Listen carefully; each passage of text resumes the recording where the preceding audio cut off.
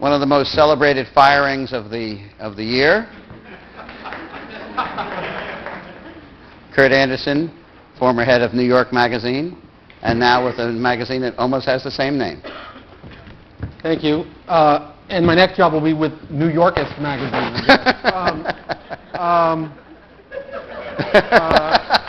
That was pretty good. Well, you do your best. I'm sad to say that my 13 years on the masthead of Time Magazine in various forms ended moments before Norm Pearlstein arrived, and I think it was entirely coincidence. But I do regret that I didn't get to be there when there was somebody actually doing the job of editor-in-chief of Time Inc., as he clearly is. When we started, my two partners and I started Spy Magazine just over 10 years ago. We just recently got together for our 10th anniversary. And one of my partners, Graydon Carter, who's now the editor of Vanity Fair magazine, reminded me that one of our guiding principles early on was, in fact, something that Michael Kinsley had written, he claimed. That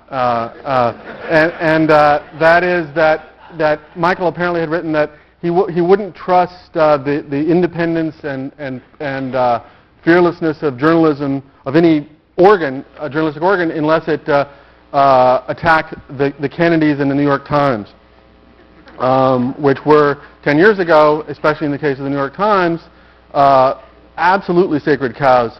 Well, so we decided to add just to have a Los Angeles aspect to our coverage, the Creative Artists Agency, to that list of powerful sacred cows whom it was imprudent and dangerous to scrutinize, and went full speed ahead, sort of burning the bridge even that we were on at the time.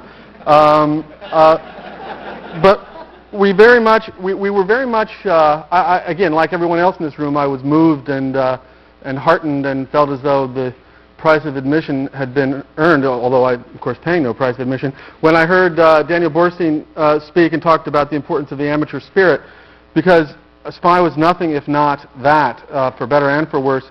I had never edited, I'd never been an editor, I'd been a writer, and our publisher had never published anything. And my co-editor and partner had only edited a Canadian magazine. So we were amateurs. Spy, as those of you who were familiar with it when we started it in its first 5 or 6, 7 years when we were running it, it was in a capsule. Our slogan was "Smart, Fun, Funny, Fearless," which I still like. It was irreverent, obviously. It was produced in a great big loft by a bunch of underpaid young people who were drinking too much coffee. I was 32 when we started it, and I was the second oldest person in the room. Flaming, clearly, although that word didn't exist yet, as far as I know, was clearly part of what we were doing. The readership, the magazine itself, tried to engender a sense of belonging to a club that anybody could join, but very much an affinity group. We even had frames in our graphics.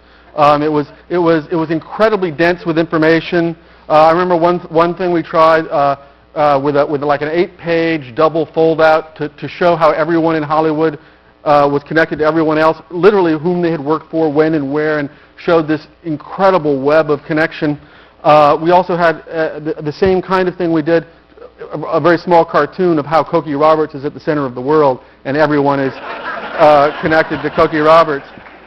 Our readers were overwhelmingly educated young men between 20 and 40. I look at that now and I think, we'd started the web. We had a webzine. And indeed, I have thought more than once since that we had content, but without the correct medium. The platform didn't exist. I'm a magazine person, and I expect I always will, in some sense, be a magazine person. But much of what we were doing, both in terms of sensibility and in terms of the actual satirical journalism we were doing, would have been so much easier to do and more appropriate in many ways, just in terms of the sort of what we were trying to do with making factual connections and being information dense. Would have been much easier had we had a World Wide Web and a website in which to do it. So in our case, I think our content preceded the correct medium. Just as Jane Austen spent her time writing novels, and clearly she was a screenwriter. Motion pictures didn't exist yet. I think we made the same mistake of being born a decade too early. I actually do think, and I've talked. One of my partners, my publishing partner, works at Starwave, and so I get to feel as though I'm still connected with this world by having occasional conversations with him. And someone should shut down the buy and close the sort of pathetic mutant version of Spy magazine that exists today, and relaunch it as a web publication. It seems to me it's where it should belong.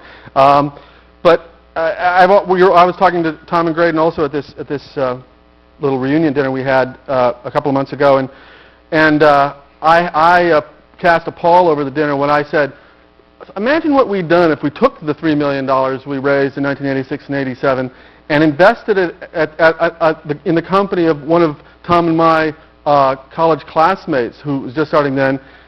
We would, between us, have about $500 million worth of Microsoft stock today, but we wouldn't have had nearly as much fun doing Spy. So my experience with Spy was that we started this publication that became, in its circle of readers, a sort of a must-read, and our circulation went from 20,000 to 200,000 in about 3.5 years without any direct mail or any advertising or any marketing, which is fairly extraordinary. And in 3 years became profitable, modestly, and then we sold it, and that was nice. My experience at New York Magazine was. I got there in January of 1994, 3 years ago, last week I think, and editorially attempted to make it something of a must-read in its circle, and indeed increased circulation rather rapidly. Newsstand sales went up 20%, and the circulation rate base went up for the first time in 12 years, and ads went up over the time I was there by 20%, and earnings went up 20%, and I was fired. And indeed, that was the first job I'd ever had where I wasn't, or first thing I've ever done really where I wasn't an amateur. By then, I was a proven professional magazine editor, and again, in a perverse way, I think I've proven Mr. Borstein's principle that professionalism always ends badly. I derived some lessons from my experience. No lessons about how I'll behave in the future, because I had the great, even though I was portrayed in the stories that about my dismissal in this sort of semi-heroic way, which I was grateful for, I never had to. I never believed I was being brave. I was like the guy sent up the hill against a machine gun nest, but I had earplugs, so I didn't know anybody was shooting. I was, and by the time I got there and I was killed, I guess I got killed. But I didn't have to make the choice to go up the hill because I was being encouraged by my bosses to do the right thing, and I did. And then in the end, of course, the Death Star shone its deadly rays down, and that was all over. But so I didn't. I got to be portrayed as a hero, yet not have any moral choice about acting brave. And when I was called into the man Henry Kravis, who owns 83% of the company that owns New York Magazine, and told while we were in the course of reporting a very terrific piece of journalism about the investment bank Lazard Frères,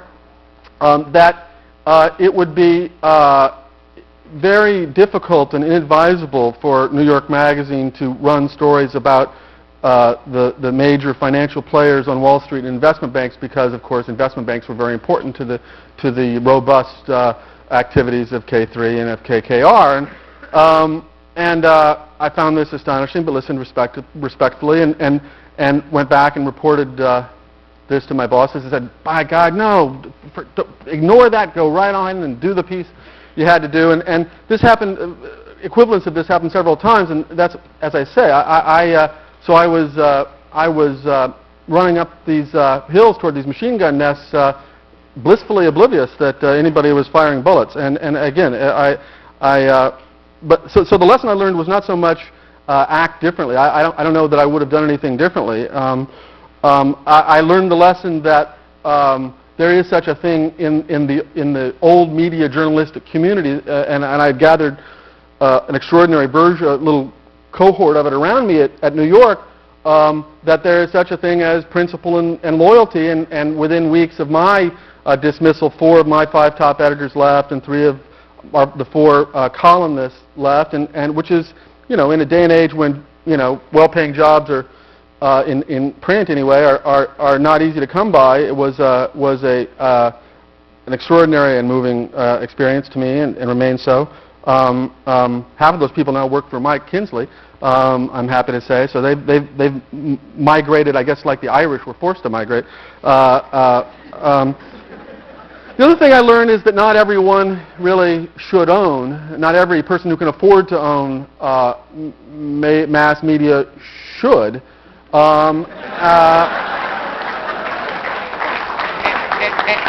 And really, it's about having a temperament and a belly for the small and large pains that magazines and newspapers, if they're any good, are going to cause you. Michael Kinsley, in fact, before he didn't take the job as editor of New York Magazine that left me with the job, had told Henry Kravis that you got to expect New York Magazine to piss off people, and I think Michael told me that he was appalled at that idea, and I think he remains appalled at by that idea today. But that is the point. Unlike other businesses, unlike a Safeway, unlike a Duracell, these entities are going to do things that you can't control by their nature, and for business, and it's not evil that certain people don't understand. It is not the definition of evil that certain business people don't understand that, but it is just the name of the game that journalism in some sense is not in the control of its owner the way other businesses are.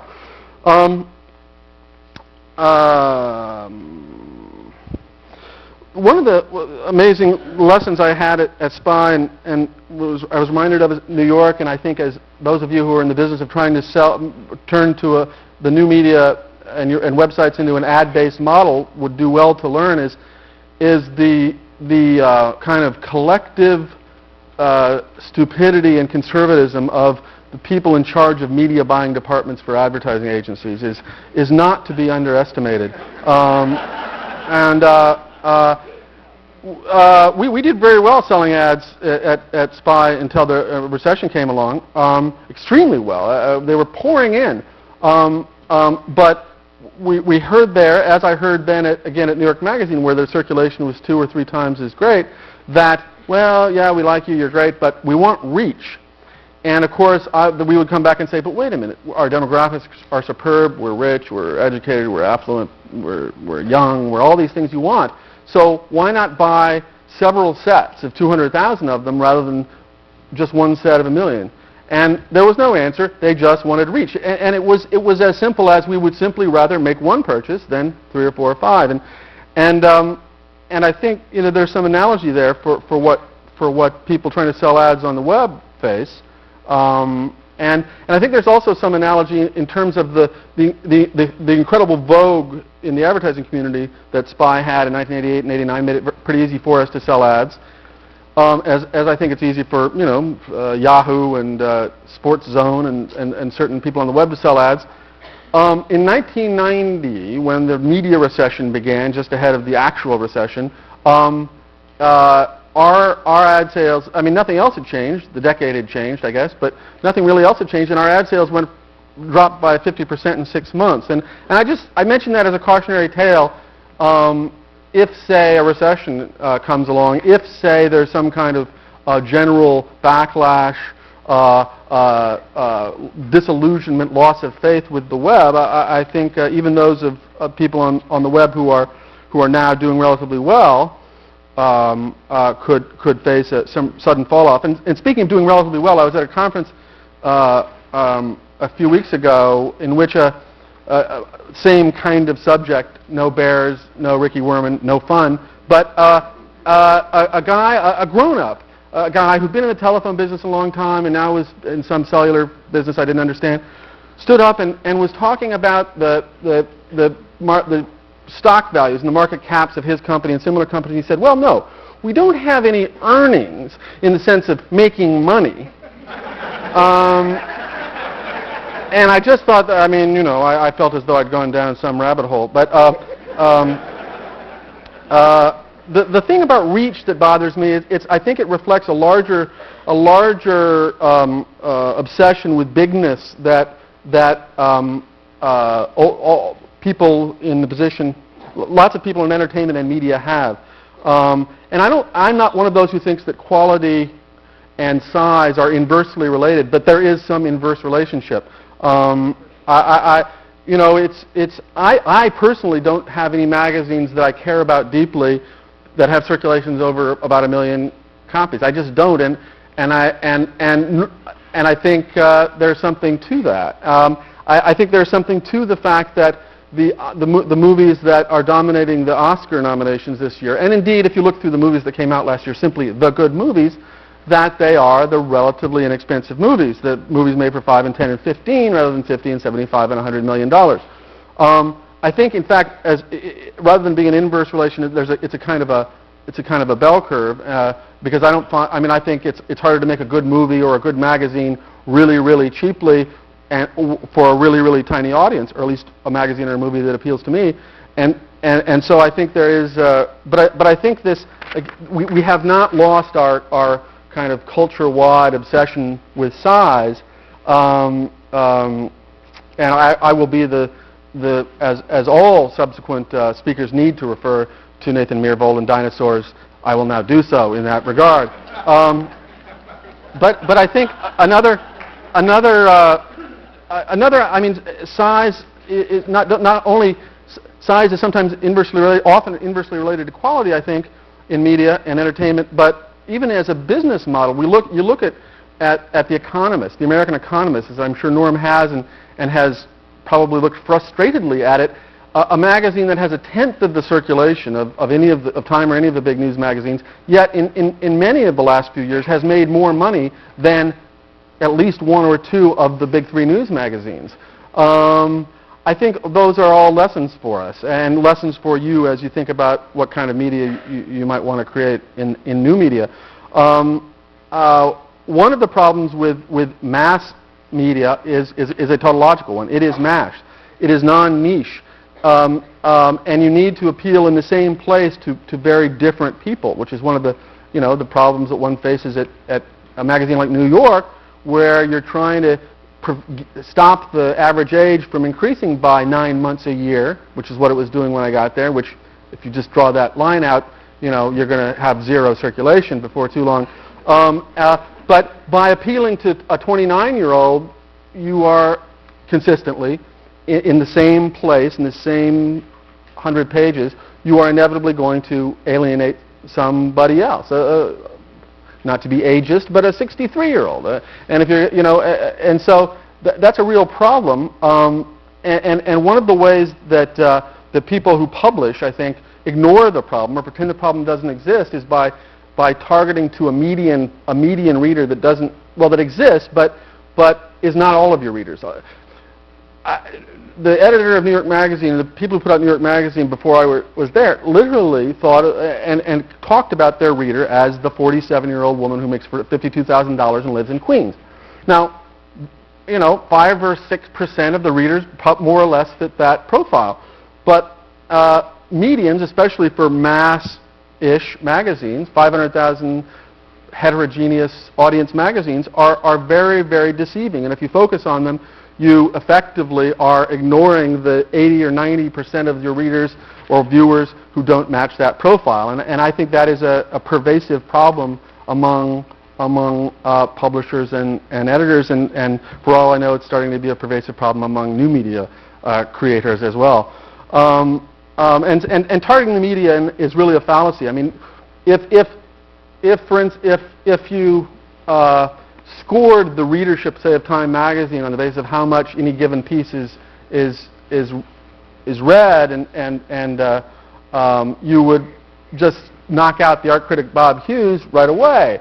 But to that 10 or 20, 30% of the people who read Bob Hughes and think he's the greatest art critic in America today, that would be an atrocious thing. So again, it's that marketing toward the median, or the targeting toward the median, that can really lead people to do stupid and ultimately self-defeating things in media. I noticed as I was researching a piece I'm writing that Beavis and Butthead was in a 1995 survey by Yankelovich in this rating of celebrities' popularity among Americans that they were doing, found to be the least popular celebrities. And maybe that's because they're not real. They had a disadvantage, I don't know. But the least popular, and I can imagine that statistic, this kind of new Q rating, would lead some people to say, oh God, they're dogs. Let's not invest in them, let's not do anything. And of course, their feature film came out a couple of months ago and is, on a return on investment basis, the most successful animated film in history. So it's really important, I think, to remember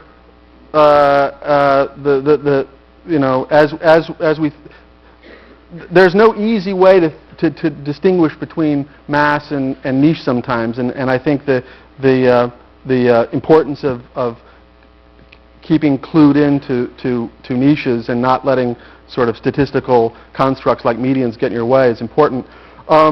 As I was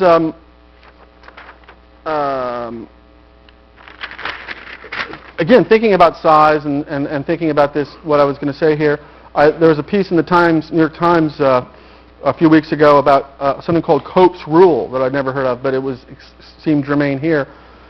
In the 19th century, Cope developed his rule, which is that evolution, and especially in horses, that evolution selects for size, for largeness, and that the evolutionary goal is toward largeness, and that's why only giant horses that we know as horses today survived, and all these little miniature horses that lived at earlier parts of the evolutionary history didn't survive. That it has now been, I guess, pretty firmly discredited. And I think there is a Cope's rule that has obtained and still obtains in the minds of people who run media and entertainment a lot. But I think when you see the Miller brothers talk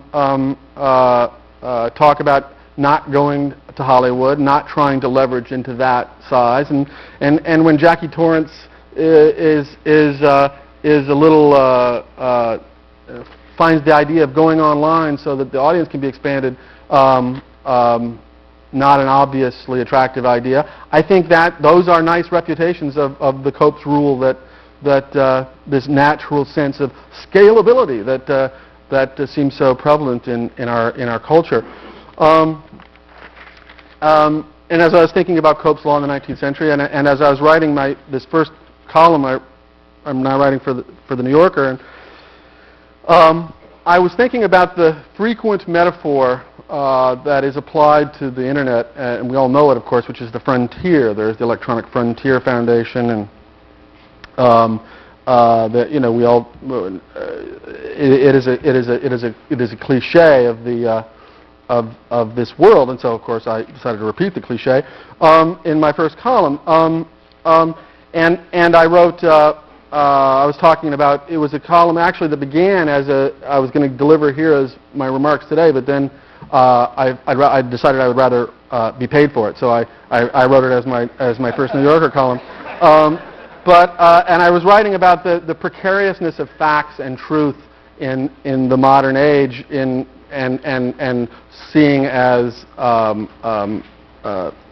everything from sort of religious fundamentalism to academic postmodern relativism to the internet as all having some part to play in making facts all seem debatable and the very idea of a common truth impossible. Anyway, I wrote that about Pierre Salinger and his nutty profession, and which he continues to profess, this idea that Flight 800 was shot down by an American missile. I say that was not an example of the internet being bad, but rather of one cocky old media cowboy's cluelessness about the new frontier of the internet. That once untamed territory is being rapidly civilized. The mountain men and homesteading eras have passed, and sheriffs and school marms have come to impose law and order. And here I had an unkind reference to Michael Kinsley that my editor very wisely took out of the piece. On the 21st century internet, as in the 19th century American West, the mavericks and cranks drawn to the frontier will not be wiped out, and their romantic sensibility will still inform the sensibility of the place. Which is to say, there'll be John Perry Barlow memorial sites on AOL in 10 or 20 years, I'm sure. But the rude settlements and the wild behavior of the original frontier are being overshadowed by more traditional, trustworthy modes. Each year on the net is equal to about a decade in 19th century frontier terms. The rise of internet news groups and bulletin boards is analogous to the half-century after Lewis and Clark. The beginning of the World Wide Web in the early 1990s can be compared to the discovery of gold in California. And the present cyber moment is equivalent to, say, 1880. Now, this is just a little paragraph that I stuck in at the last second because the editor liked the idea. But then I got to thinking about it, and I became, I have a certain idiot savant obsession with numbers. And I really began thinking about this. And as a writer, and certainly as an editor, I'm always reluctant to push a metaphor very far at all. They never bear it. Like dinosaurs, for instance, and Microsoft. You should just leave it where it is and go on to the next metaphors. But somehow this I was inclined to push. And I realized that, and again, I'm not a New Ageist or a numerologist by no means. But I realized that this 1 to 10 thing really obtains, and that if you basically regard the last 50 years, the post-war era, the modern era, the transistor era, as a thing, and the last 500 years, which happens to be, of course, the 500 years of the New World, as equivalent, this 1 to 10 equivalency just keeps holding up uncannily. If it holds up, they'll be talking about Anderson's law, much as they do Moore's law today. But if you really, I mean, it works, and it's a parlor game, and you can play it at home. And I'm not claiming any copyrights for this. But if Columbus and the whole age of discovery are the 16th century, and you make that equivalent to the invention and refinement of the transistor in 47, it keeps working. The European settlers coming to the New World, 1600 to 1650, is equivalent, becomes in this 1 to 10 way the equivalent of the start of the internet and DARPA and all that. The Virginia colonists, as I began wasting tremendous amounts of time supporting this nutty idea, the Virginia colonists I saw in 1625 were just overwhelmingly male, 43% male, and males in their 20s. What does that sound like? And as the frontier receded, they became less and less male and less young. The population of the United States, of the New World, increased by 20 times from 1650 to 1750, another 30 times that from 1750 to 1850. And there was, unlike AOL's growth, there were certain breakdowns along the way as well. But again, it's the actual the graph is identical. The population growth. The Louisiana Purchase came 1803, of course, and Lewis and Clark went on their expedition west, 1804, 1806, equivalent in this same 1 to 10 year thing to the rise of the non-academic use of the internet and news groups in the mid to late 1980s. The invention of barbed wire, a tremendous historical fact in the settlement of the West, the creation of encryption and security on the internet. The 1848-49 gold rush, as I mentioned in the piece, is equivalent to the Tim Berners-Lee and the people doing Mosaic in Illinois. This gold rush that was begun then. Similarly, in 1848 in Europe, of course, was riven by democratic revolutions, which I guess is the equivalent of suddenly the old media in the East struggling with the digital revolution. In post-Civil War consolidation by large capital, political, financial interests and cattle ranchers over sheep herders and farmers, and the growing statehood, I guess, can be equivalent generally to some Microsoft Communications Decency Act, Clinton-Gore period. Like the West, like the Old West and the New West, which was created essentially by federal expenditure and federal intervention and federal encouragement of the railroads and the Louisiana Purchase and the rest, and then created this race of people, Westerners that is, who are virulently independent-minded and anti-federal. Again, it's happened again, where this thing, the internet that was a federal program, is created this community of people who are wildly libertarian and anti-federal, and the railroads, I guess, are the equivalent of the improvement of bandwidth and modem speeds. Brothels and saloons are pretty much brothels and saloons. San Francisco is San Francisco. I figured that there was this spate in the 60s and 70s, 1860s and 70s rather, of these nobility, minor nobility from England coming and just slaughtering buffalo and being all excited about the West and then returning to England. That was, I figure, Barry Diller in about 1994.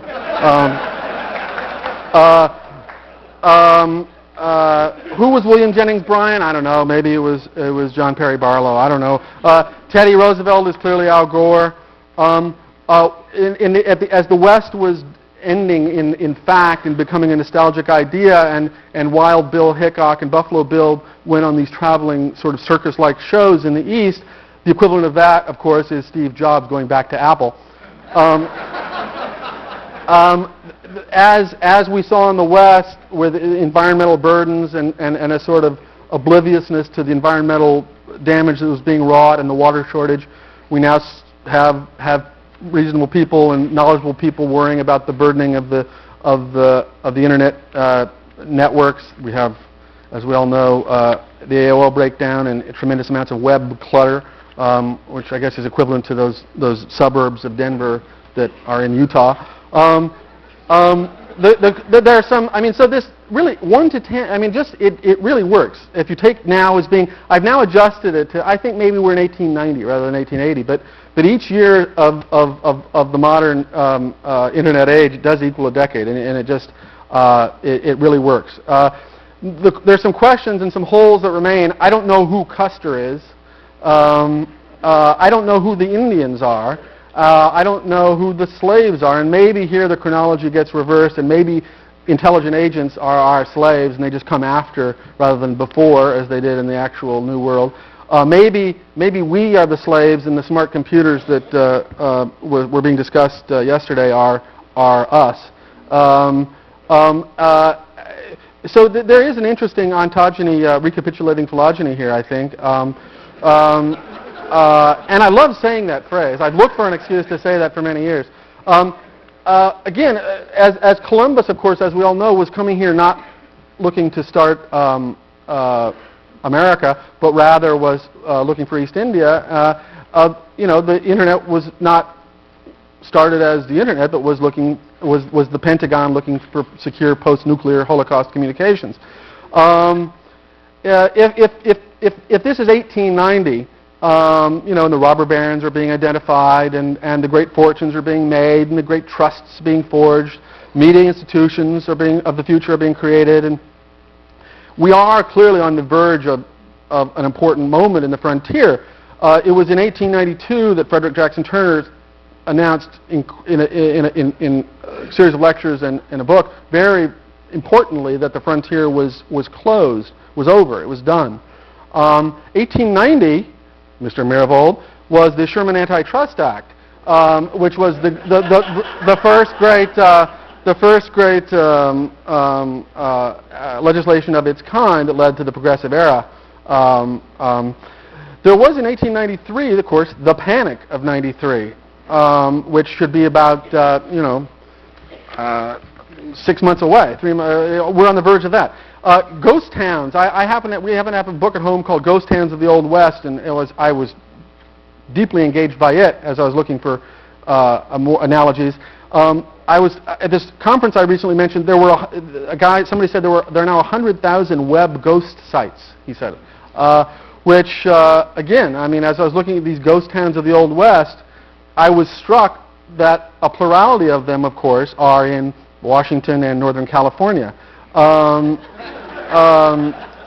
And they were extraordinarily booming places that went from 0 to 1,000 workers and inhabitants overnight, and then quickly became ghost towns. If this law is correct, and a year now equals a decade of the 19th century, the first decade of the 21st century will be the equivalent of the frontiers in the West's entire 20th century, which could be great, which could be a boom time. And that means that the equivalent of the modern Sun Belt boom is about 5 or 7 years away, which sounds right according to most of your business plans, I think. A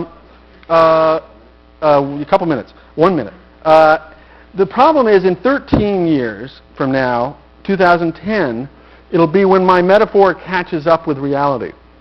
So 2010 is equal to 2010.